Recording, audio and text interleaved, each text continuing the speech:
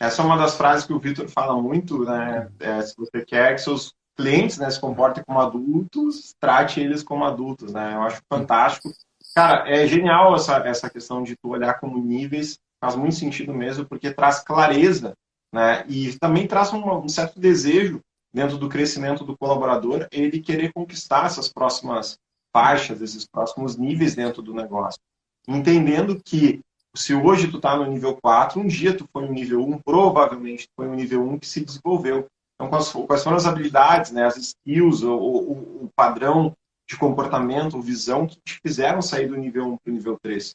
O que acontece é, além do líder não estar preparado, do empreendedor estar preparado para poder identificar e ajustar e ajudar aquele cara a criar esse meio para que ele possa desenvolver, sair do 1 para o 4, acaba que muitas vezes esse cara ele quer ficar no nível 1. Ele quer ser um passageiro pela vida e quer ser bom em nada, né? E é engraçado porque, assim, na Move, né, nesses 13 anos, já se passaram mais de 500 pessoas. E a gente está com o negócio parado desde março. Eu não tenho o que fazer, porque o negócio é evento e Aham, festa e tudo mais. aham. E eu tive que desligar todo o time administrativo. Né? Então, a galera que trabalha no final de semana no freelance, em torno de 40 pessoas, e é uma galera que a gente tem esse carinho, esse amor, enfim, mas todo o time administrativo tiveram que sair para a gente conseguir segurar para quando voltar os eventos. Tem 150 contratos para entregar. Só que, todos esses anos, a galera que entrou e passou, é impressionante, cara, que muitas pessoas, mesmo tu tendo essa cultura de desenvolvimento, mesmo as pessoas florescendo, tem gente que não quer. Tem gente que não quer, porque às vezes o não quer não tem a ver com o momento do cara. Às vezes o cara tem uma grande oportunidade, às vezes o empreendedor dá todos os artifícios, às vezes tu tem um programa de desenvolvimento dentro da empresa, mas simplesmente a pessoa não quer. Porque tem muitas vezes, com as crenças dela, o que tu falou, né? O cara tem uma mentalidade infantil, às vezes. Ele não despertou, e o infantil, nenê, né? Ou seja, só faz cagada por ser cuidado e alimentado pelos outros, né? Uma correlação de dependência nos ambientes em que ele vai.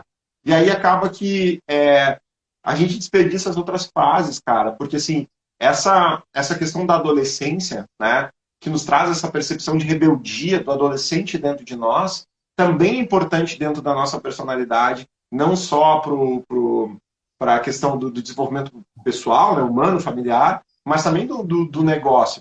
Porque muito do empreender vem dessa questão não estamos dizendo que não vai dar certo, eu vou lá e vou fazer e tudo mais. Mas se não tiver a maturidade de um adulto, né, ou a percepção de alguém, de um ancião, né, ou uma pessoa mais madura, a gente acaba metendo os pés pelas mãos. Então, se a gente for fazer essa analogia que a gente fez com o desenvolvimento humano das fases, cara, a gente consegue perceber isso dentro do nosso negócio. Agora, acontece que você, como líder, você que quer ter uma equipe que performe como adulto, sem ignorar que é importante a gente ter um ambiente saudável, de troca, de que seja descontraído, que isso também é importante, né? Que você está fazendo para conseguir ter essa maturidade e criar esse ambiente onde as pessoas vão querer desenvolver essas fases dentro da empresa. Porque muitas vezes esse cara é um cara imaturo, não é só dentro do negócio, é um cara que perdeu a vontade de crescer num relacionamento amoroso, de crescer, sabe, dentro de qualquer coisa. O cara achou que a vida é aquilo ali e deu. Eu acredito que quando a gente tem essa chama dentro de nós, e aí voltando para a minha história como empreendedor e ter passado essas 500 pessoas, teve gente que demorou, mas, cara, depois que parece que o cara passou, sei lá, 3, 4 anos, era um. Sei lá, o cara era apagado, assim, sabe? O cara ia para os eventos, mas não fazia diferença nenhuma, era um a mais, assim. E, de repente, vira uma chave pro cara, e o cara muda a percepção da vida dele. Aí entender qual foi esse processo de virada que aconteceu dentro de... E aí tem uma frase muito boa que o Superti usa muito, né? Que ele fala assim, o aluno, quando está pronto, o mestre aparece, né? E aí o Pedro ressignificou isso, ele disse, não, cara, ele vê o mestre, porque o mestre sempre esteve ali. E aí o mestre, tá, gente, que a gente está fazendo essa metáfora, não é o mestre uma pessoa necessariamente que está ali, o mentor. Claro que isso facilita se tiver alguém para te orientar. O mestre é qualquer situação da tua vida em que tu está pronto para tirar uma lição daquilo ali. Então, quantas vezes a vida nos dá sinais a todo momento de aprendizado, mas a gente não estava pronto para entender que aquilo ali, cara, era uma lição de vida para a gente poder evoluir e despertar. E aí, de repente, acontece algo daqui a 5 anos e diz, cara, olha só, isso já aconteceu lá atrás. Putz, se eu tivesse a mentalidade que eu tenho hoje, eu teria feito diferente. O papel do mentor, e tu é o meu mentor, né, um dos meus mentores, e o mentor do digital, para tentar entender esse modelo de criar uma comunidade, de aprender contigo, por quê? Porque tu fez, cara. Então, assim, a Liga, que é um dos programas, não existiria se eu não tivesse entrado na mentoria do Romani. Entendeu? E para tu me desafiar a eu sair dessa mediocridade para poder enxergar, subir nos teus ombros, enxergar um pouquinho mais além, para conseguir fazer isso. E é interessante quando isso acontece, eu passo a ajudar outras pessoas também a subirem nos meus ombros e enxergar um pouquinho mais além. Para que essas pessoas que estão sendo seguidas, que seguem elas, também possam fazer. Então é feito em cascata. Mas depende única e exclusivamente de eu querer romper a minha mediocridade ali, de dizer sim, eu quero enxergar o mestre, né? O mestre das lições que estão. Então, trazendo agora para fechar esse raciocínio aqui, é o que hoje no seu negócio, o que hoje você está fazendo para tirar essa mediocridade do seu colaborador de alguma forma que vai gerar um desconforto, mas ao mesmo tempo ele possa enxergar esse mestre. E esse mestre não é você, o mestre que medita na montanha e é o mestre todo sagrado iluminado. Não.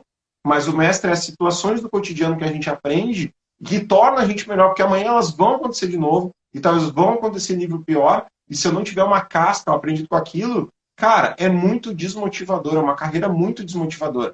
Pega no seu relacionamento pessoal, todo mundo tem relacionamento, se não se tira algo de bom e proveitoso de uma briga, de uma discussão, se não se aprende com aquilo, amanhã depois repete, aí você vive fudido no relacionamento infeliz, troca de um relacionamento para o outro, os problemas acontecem. Por quê? Porque você está discutindo as coisas, seu primeiro casamento, seu primeiro namoro, você não amadureceu, você não viu, não pegou os exemplos ali. Claro que quando a gente está falando de relacionamento, são duas pessoas.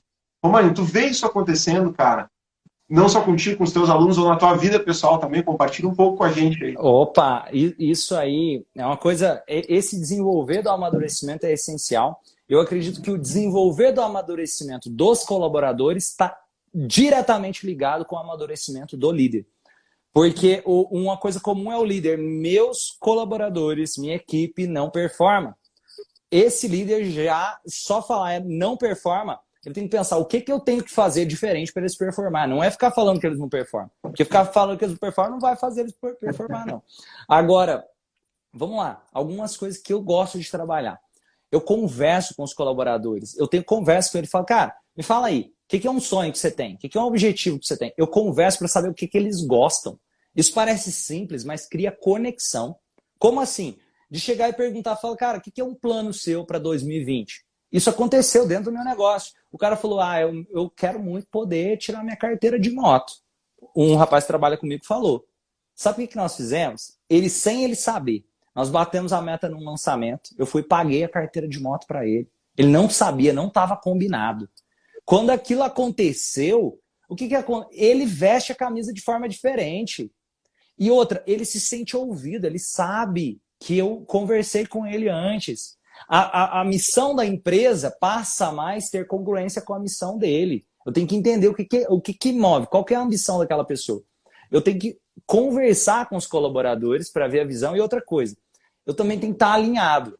Porque se tem um cara lá na minha empresa que eu quero montar um negócio para mim daqui a 6 meses. Então esse cara, talvez eu já fiz a contratação errada. Porque se eu contratei ele agora para daqui a 6 meses ele querer montar um negócio, eu tenho que pensar, nesses 6 meses vale a pena? Porque eu vou ter que treinar ele, desenvolver e assim por diante. Eu tenho que olhar quem é o colaborador que tem uma visão que está congruente com tá dentro do meu negócio. Talvez seja 1, 2 anos, pelo menos, para valer o tempo ali. E qual aquele colaborador, quem sabe, pode passar a vida inteira comigo. E proporcionar a ideia de crescimento ali dentro. Como? Aquilo que você falou, os KPIs lá, os indicadores, é importante.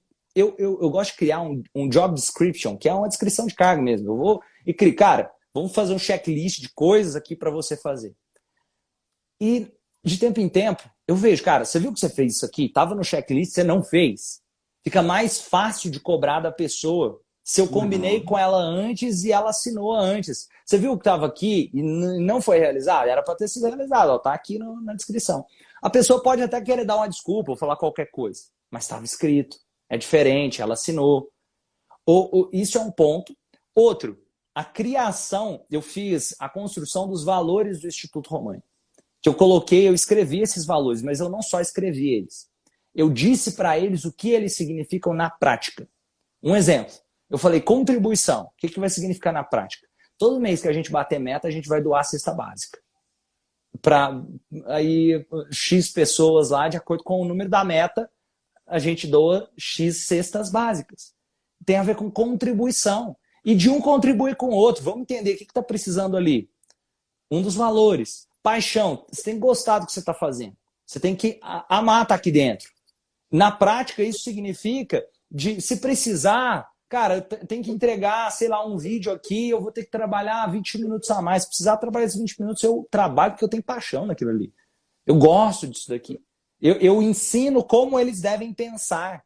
Para que na hora que isso acontecer, ele não ficar, Deus me livre, o que está acontecendo agora? Eu construo, por exemplo, resultado. Isso é importante, tem que gerar resultado. Também não pode ser só, estou falando da minha empresa, eu coloquei esse valor, resultado. E significa, cara, nós fazemos orçamentos aqui dentro. O que significa na prática? Eu preciso comprar uma coisa? Beleza, faz pelo menos uns 3 orçamentos. O que significa na prática? Resolve. Não fica me trazendo problema só não. O ar-condicionado estragou, Romano. Beleza, cadê o orçamento? Você não fez ainda não? Lembra do valor de resultado? Nem que for o orçamento, você tem que trazer ali. Então, eu crio uma cultura de como deve funcionar aquilo ali dentro. Para que quando eu não estiver lá, as pessoas sabem o que deve fazer.